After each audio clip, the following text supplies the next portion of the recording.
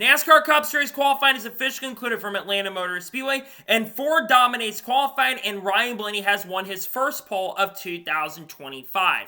What's going on, guys? It's Daniel, and welcome back to your video. As I just said a second ago, NASCAR Cup Series qualifying has officially concluded from Atlanta Motor Speedway, and Ryan Blaney officially has won his first pole of 2025.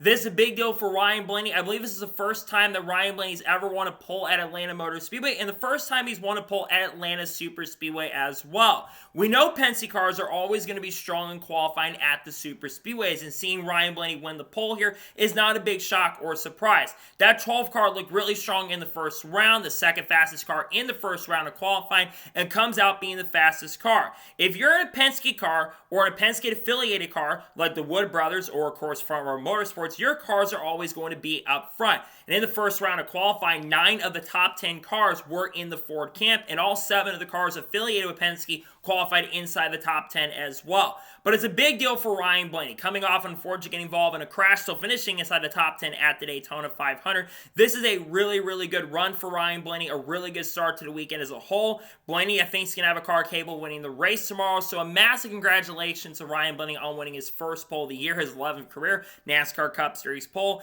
Massive congratulations to Blaney. I think he'll have a car capable of definitely winning the race tomorrow afternoon. So now we're going to talk about all the notable qualifiers from qualifying and talk about some of the big storylines going in tomorrow's race. So Ryan Blaney won the pole. Austin Cindric qualified second. Really good speed from Cindric. His second front row start in a row. Of course, he qualified second for the Daytona 500. He did win his duel, of course, and he had a really strong qualifying run as well. We know, like I said, the Penske cars are going to be really strong and quick. Cindric being on the front row isn't a shock or surprising. Great job by Austin Cindric to qualify second. Josh Berry qualified third. Really good speed from the 21 car. He qualified really well at the Daytona 500. He had a really fast car at the 500 as well. And I think going into this weekend is no different. That 21 car was really strong qualifying last year. Also, Harrison Burton, of course, replaced Haley Deegan going into this year. Really good speed for Berry. He will start in third position tomorrow afternoon.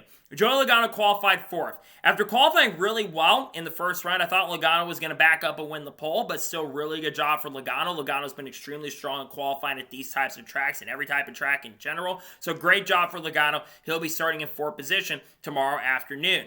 Todd Gillen qualified fifth. I'll be honest, I thought the 34 car going in today was maybe going to win the pole, but still really good job for Todd. We know he's really strong qualifying. The front row cars are always going to be fast at these types of tracks, so great job for Todd Gillen. He'll be starting in fifth position. Kyle Busch qualified sixth. The only Chevrolet inside of the top 11. Very impressive for Kyle Busch. We know Kyle Busch generally is really good at qualifying. He also has ridden really fast at Atlanta Motor Speedway, as in the 4 races we've ran since he joined RCR at the track. He's finished in the top 10 in 4 of them, and nearly won in that incredible 3-wide finish last year. I think Kyle Busch will have a car capable of going to victory lane. He'll be looking to win the Truck Series race later today. Great job for Kyle Busch. He'll be starting in 6th. Zane Smith qualified in 7th. Great job for Zane. Good qualifying run for him. He struggled in qualifying last year, so this is a big turnaround for the 38 team. He'll be starting in 7th position tomorrow. Great job for Zane Smith.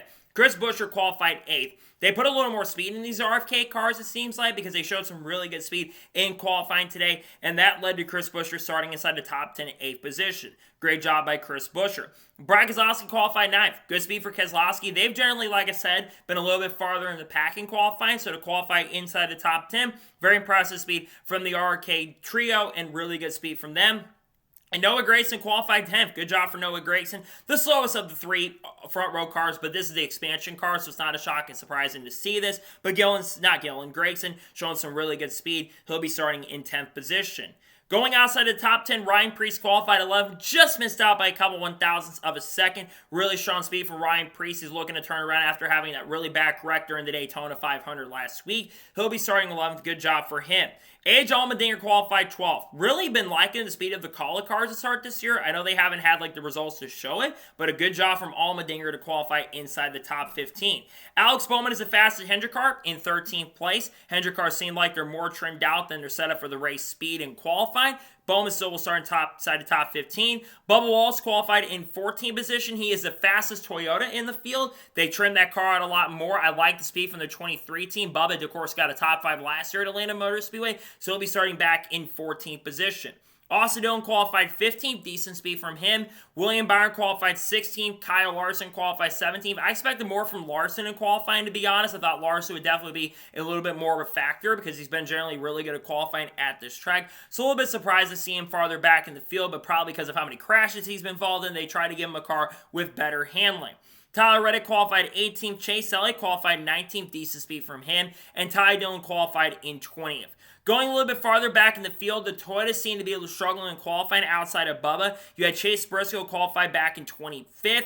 You had Riley Hurts back in 27th position. Ouch, Carson Osbar and a Chevy back in 26th. The Trackhouse cars had no speed whatsoever, by the way. You, of course, had the 99 not showing anything, starting, I believe, around 28th or 29th position. Shane Van Gisbergen starting like 30th. You got Chris Bell back in 32nd position. You've got Denny Hamlin, who was the slowest of the non-open cars. He qualified in 37th position. That's shocking. Same with Chastain, who qualified 33rd, and Ty gets back around that 35th position. I expected more from some of the Toyotas. I know that they got penalized. They're probably trying to back away from having super trimmed out cars just in case they get brought in for R&D. But still, absolutely wild to see how many Toyotas are really far in the back of the field.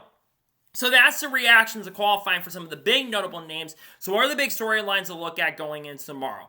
Obviously, as expected, the Fords, they're the strongest cars. The Fords always qualify up front, and they always have really fast cars throughout the event. And with track position probably going to be a pretty key thing, though passing will probably not be out of the realm of possibility, I don't think that it's going to be very easy for the other manufacturers to get up there. I look for the Fords of the Penske cars of Joey Logano, Austin Cindric, and Ryan Blaney to be the guys that are probably going to be dominant cars tomorrow. The question is, can they contain that dominance and not get caught up in a wreck? If they don't get caught up in a wreck or incident, then I think they have a chance and opportunity to hang on. The front row cars look really, really strong out there. Kyle Busch looked really fast. I think Bubba Wallace had a decent car in qualifying, and I think the Hendrick cars also will be much faster in the race. I just think, like I mentioned already a second ago, they've got their cars trimmed out a lot more. The track also has aged a little bit. You can tell the track is starting to get a little bit more worn out, but it's also going to be super cold tomorrow, so some cars may have been set up for a little bit of a warmer track, which probably is what hurts some of the Hendrick cars a little bit, but I do think those cars will be fast, and they'll make some adjustments as well. But with the race being colder, though, it will be a little warmer tomorrow compared to today. I think with the a little bit colder conditions, though, I think that could create a very interesting race, and I think could create an exciting race too, hopefully, because I think Atlanta's put on a really good show in the next-gen era. I think the super speed racing at this track's been the best of all three tracks at this point, and I think tomorrow's race should be a really exciting and fun race. But I think you got to look at the Fords to be the cars to beat this weekend. It's going to be really tough to beat those Ford cars, and I think it's going to be a Ford most likely going to victory lane and winning. It could be someone else who knows at this point, but I think the Fords are really strong and really tough, and it will definitely be really difficult to beat them in the race tomorrow afternoon. We'll see how things play out as a day race goes from a day race, probably close to a night race by the end of the event. So, that is going to be it for reactions in NASCAR Cup Series qualifying from Atlanta Motor Speedway. I want to thank you guys for watching. Please subscribe to the channel, notifications on, so if I win a video, it does go live on my channel. Follow me on Twitter, Facebook, and Instagram, and support me on Patreon as well. Let's go over that and comment your thoughts below on today's episode. What's your reactions in NASCAR Cup Series qualifying from Atlanta? Let me know your thoughts in the comments below, and congratulate Ryan Blaney on winning the poll. Let me know your thoughts in the comments below. There will be the NASCAR Xfinity Series race review dropping on the channel later today. We'll also have the truck review coming up in a couple hours from now. Tomorrow on the channel, we're going to have the starting lineup video for the Better Health 400 at Atlanta, and we are also going to have reactions to the Cup race from Atlanta, and we will also likely have a Shane Van Gisbergen video depending on how he ends up performing. Then, of course, on Monday, we'll have a NASCAR news video discussing news over the course of the last couple days. Then, most likely on Tuesday, we're probably going to have the interest for Las Vegas because we'll talk about that. Actually, COTA, excuse me. We're going to have the interest for COTA coming out this week, and then, of course, we'll have probably double entry list as we'll probably be getting the Xfinity interest coming out as well. Then Wednesday, we'll probably have multiple race fix videos. We'll probably have some other race fix videos dropping as well this week. Content will be like Haley Deegan, Shane Van Gisbergen, Carlos, Kurt Busch, Kyle Busch, Connor Zilisch. Other big names, of course, in the industry like Chandler Smith, Clay McFarland, Eric Almirola. You name it, we'll talk about all these people on the channel very soon and relatively soon. So anyways, like I said, I want to thank you guys for watching today's episode, and I'll see you guys next time for more great, awesome NASCAR content and other motorsports content on the channel like this. Take care, everybody.